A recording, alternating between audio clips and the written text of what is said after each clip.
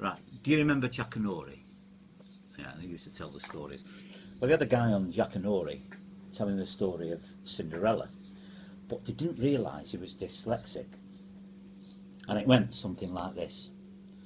Once upon a time, there was a beautiful young girl called Rindysella, who lived in a large mansion with her two ugly sisters and sticky wet mother.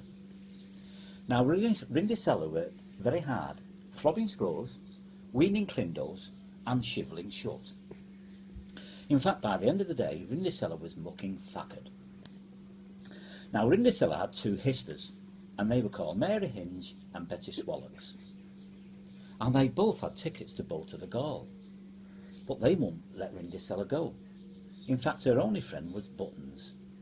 And he wasn't speaking to Rindysella, because she wouldn't cook his sock. Later that night, Rindysella was sitting there all alone, and suddenly there was a hucking huge bang, and a little old lady appeared. "Shinder's writ herself. Foo the hooky you," she cried. "Foo the hooky you." "Don't be afraid," said the woman. "I'm your gary fod mother." And with a waft of her wind, she turned a pumpkin and 6 mice into a hooking huge carriage.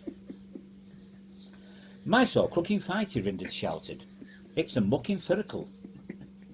But her gary fod mother said, "You must be back by midnight, or there'll be a cooking calamity."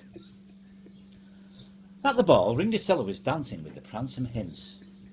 He'd been there since 8 o'clock and was as fist as a part. "Shanty a fag," he said. "Shanty a fag." Suddenly the clock struck 12, and Rindysella pucking panicked and went running out of the ballroom, tripping bass over ollocks. "Bumcack! Bumcack!" cried the pransome mince. "I didn't even get a Joe Blob." And looking down, he spotted Rindysella's slash glipper. And picking it up, said, "Whoever this glipper sits, I shall marry." So the next day he tried the slash glipper on Betty Swallocks, but the glipper wouldn't sit. In fact, she tried so hard, she let out a fig bart.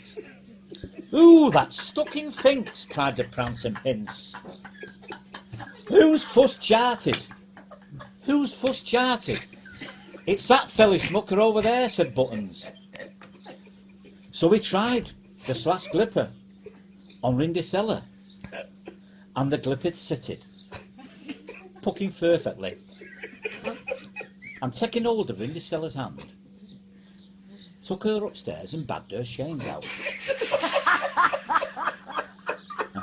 And later, Rindysella and the pransome mince were both married, and Rindysella ended up with 8 children and a foal and swanny.